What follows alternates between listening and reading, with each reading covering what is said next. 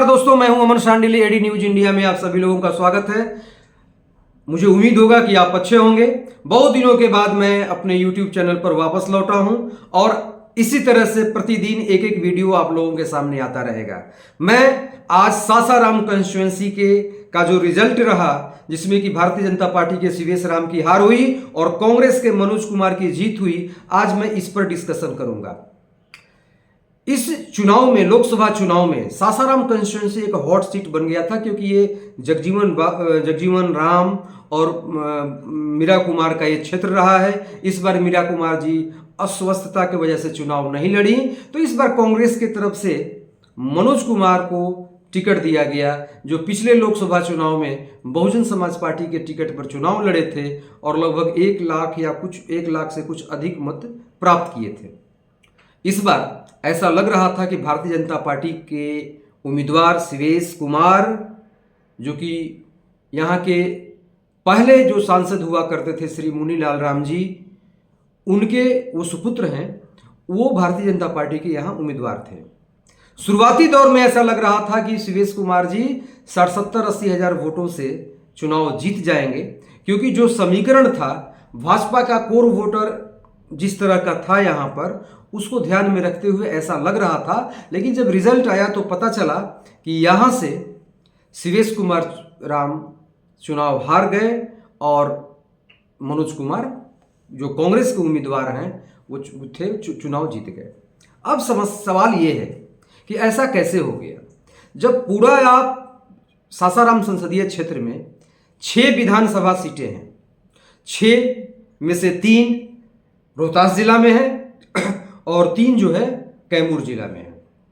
रोहतास जिला में करगहर है, सासाराम है और एक विधानसभा चेनारी है, जबकि कैमूर जिला में चैनपुर विधानसभा है, भभुआ विधानसभा है और एक मोहनिया विधानसभा है।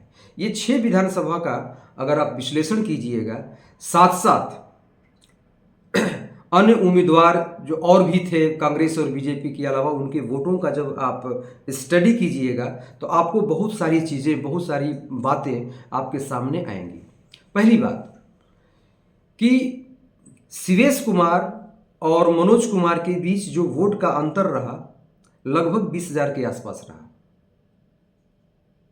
यानी इतने वोटों से मनोज कुमार राम चुनाव जीते। इस कंस्टिट्यूएंसी में दोनों, देखिए, दोनों रविदास जाति से थे, जिसको हम चरमकार जाति कहते हैं, और दोनों के उस जाति पर ये था कि ये दोनों का मानना था कि ये जाति हमको वोट देगी। मुझे ऐसा लग रहा था या अन्य लोगों को लग रहा था कि जो रविदास का जो वोट है वो सीवेश राम के पक्ष में पूरा का पूरा गोलबंद हो चुका है, साथ में कुशवाहा वोट उसके पक्ष में गोलबंद है,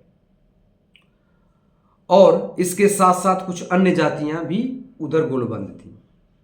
भारतीय जनता पार्टी के साथ कौन कौन सी जातियां थी? उम्मीद था कि ये जातियां बीजेपी को वोट देंगी।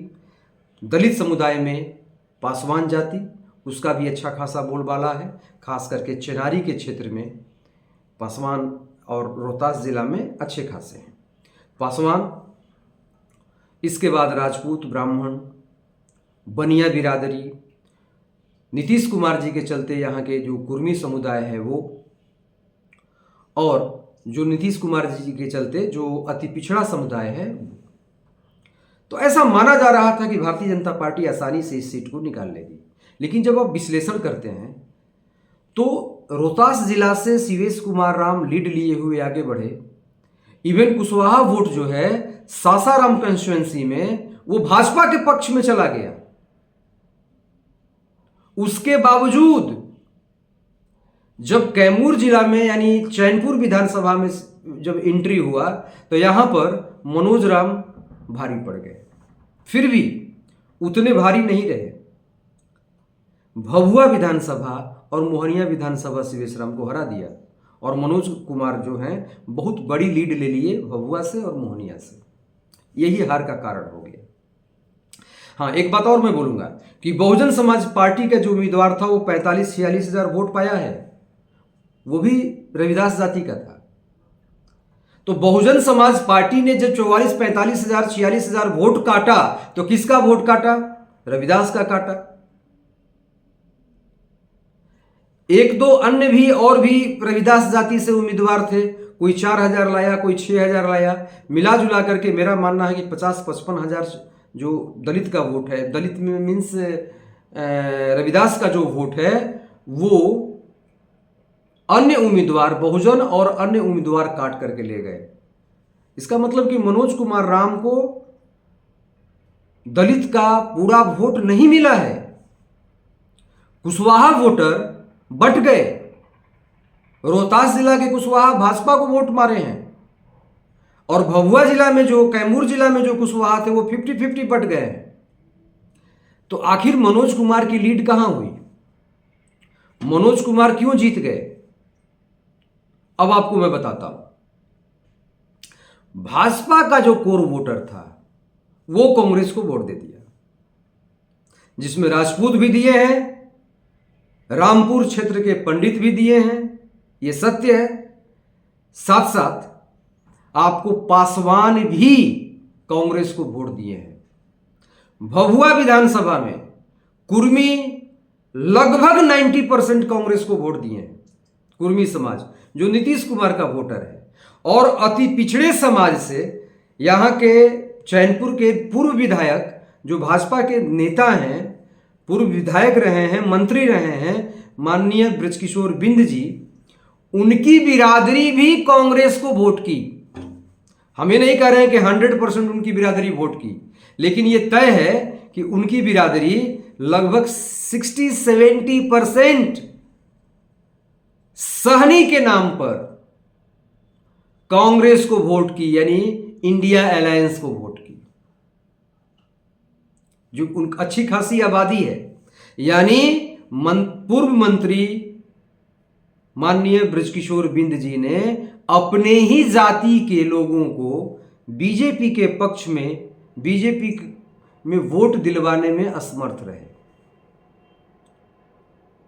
यही हाल अन्य भाजपा के बड़े नेताओं का रहा। जो यहां बीजेपी के दिग्गज नेता हैं, जो भी यहां पर जो बीजेपी को लीड कर रहे हैं कैमूर जिला में, वो पूरी तरह से असफल रहे शिवेश राम के पक्ष में। बीजेपी के कोर वोटरों को, जो कोर वोटर्स हैं, उनका भी वोटिंग वो नहीं करा पाए। साथ में बीजेपी के जो कार्यकर्ता हैं वो घर से बाहर नहीं निकले। मैंने कई लोगों से बात की, पूछा कि भाई चुनाव, लोकसभा का चुनाव है, माननीय मोदी जी का चुनाव था, आप कहते हैं कि मोदी जी के साथ में हैं, मोदी जी ने ये किया वो किया, बहुत बड़े बड़े काम किए, उनको देश का अगला पीएम बनना चाहिए, और आप वोट देने भी नहीं निकले और दिलवाने भी नहीं निकले। तो उनका कहना था कि हम लोगों को फील्ड में जाने के लिए पैसा तक नहीं दिया गया, गाड़ी में पेट्रोल तक नहीं डाला गया। अब सवाल तो ये उठता है, भाजपा की जो जिला इकाई है या यहाँ के जो दिग्गज नेता हैं बीजेपी के, चाहे वो मंत्री जी हों, चाहे वो अन्य विधायक हों, जो भी हो, पूर्व विधायक, सब यहां पर पूर्व विधायक हैं, कि ऐसा क्यों हुआ? भाजपा के जिला अध्यक्ष मनोज जायसवाल जी को जवाब देना होगा कि भाजपा के कोर वोटर क्यों नाराज हुए और भाजपा के जो कार्यकर्ता थे वो क्यों नहीं निकले। मैं तो नहीं पाया कहीं भी। बीजेपी का प्रचार बहुत कमजोर था भाई, बहुत कमजोर था इस मामले में। मनोज राम शुरू से प्रचार के मामले में भारी थे, शुरू से ही, और मुझे लग रहा था कि चुनाव कहीं बीजेपी हार न जाए, और वही हुआ। तो यह समीक्षा करने की जरूरत है, और मैं कड़वी सच्चाई बोल रहा हूं, बेधड़क। मैं सबकी जिम्मेवारी, जितने भी भाजपा जो यहां की टीम है ना, जिला की जो टीम है, ये नकारों की टीम है। या तो ये लोग कसम खा लिया था कि यहां से हमको हरवा देना है, और नहीं तो आप समझ सकते हैं क्या खेला हुआ होगा। लेकिन खेला हुआ है यहां। कर्जकर्ताओं को पैसा क्यों नहीं मिला? कर्जकर्ताओं के गाड़ियों में पेट्रोल क्यों नहीं डाला गया? ये ऐसे तमाम सवाल हैं जो अगर इस पर डिस्कशन हो, विश्लेषण हो, तो बहुत सारे ऐसी बातें खुल करके सामने आएंगी जो कई सफेद पोशों को नंगा करेंगी। आज के लिए बस इतना ही। नमस्कार, जय हिंद, वंदे मातरम।